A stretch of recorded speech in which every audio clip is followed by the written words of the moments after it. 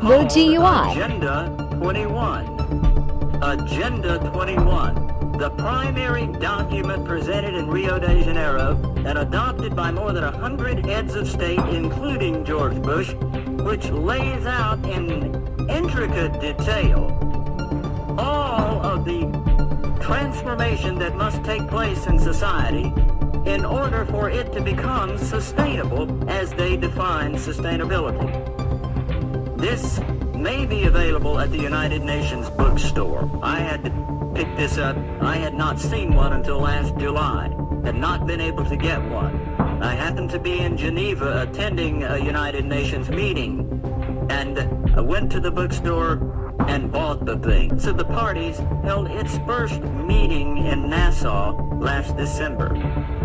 At that first meeting, the United Nations Environment Program presented them with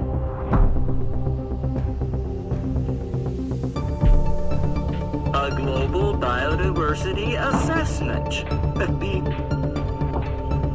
Started in 1992 with a grant from the Global Environment Facility for $3.3 million, orchestrated and coordinated by the World Resources Institute and the World Wildlife Fund and the International Union for the Conservation of Nature.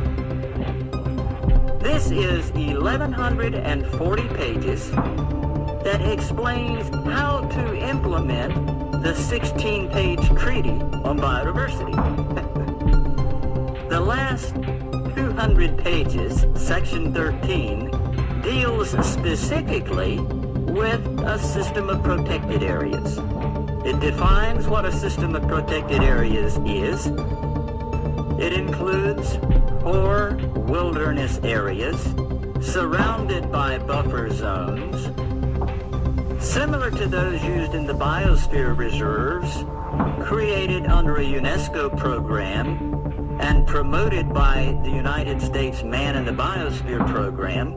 There are 382 biosphere reserves around the world, 47 of which are in the United States, not under authority of any treaty, but by voluntary agreement with the United Nations.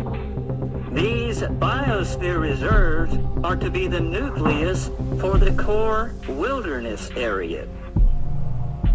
Scratching my head here, what on earth is going on? And then I stumbled on page 993, and friends, if you don't think that's some heavy reading at night, page 993, after describing these protected areas, sums it all up by saying, the recently published Wildlands Project in the United States is the central theme of protected area. And on page 15 of the Wildlands Project, Dr. Reed Noss says that we must convert at least 50% of the land area of North America to wilderness, off limits to human beings. Those core wilderness areas are to be interconnected by wilderness corridors off limits to human beings. Those wilderness areas are to be surrounded by buffer zones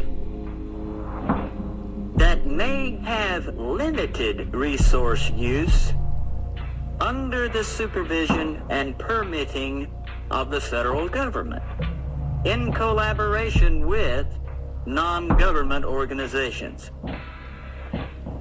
Human population to be resettled into the remaining 25% of the land, into communities that are described as sustainable communities.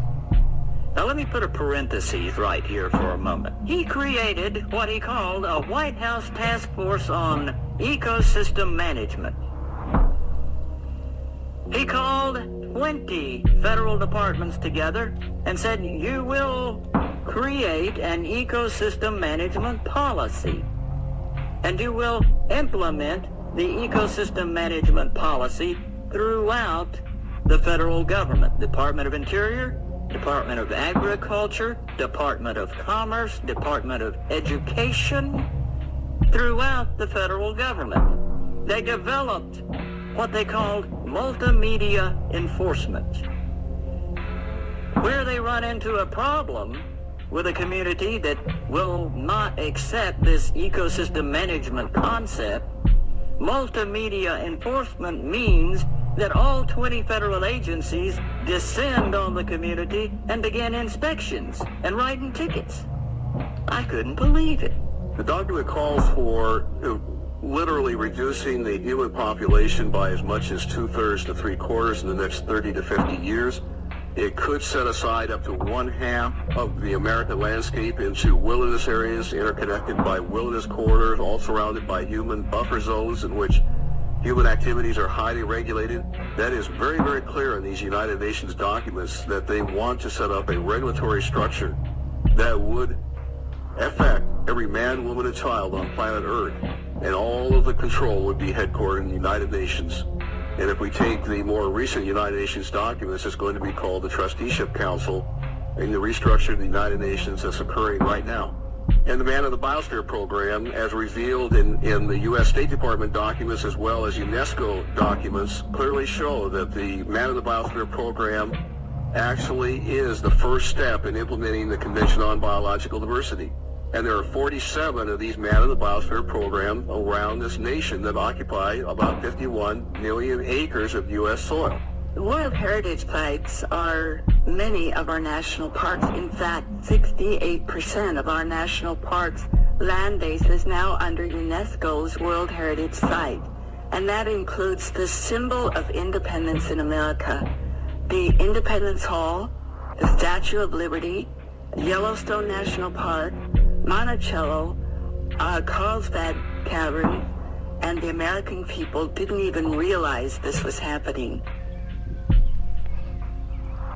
This is 20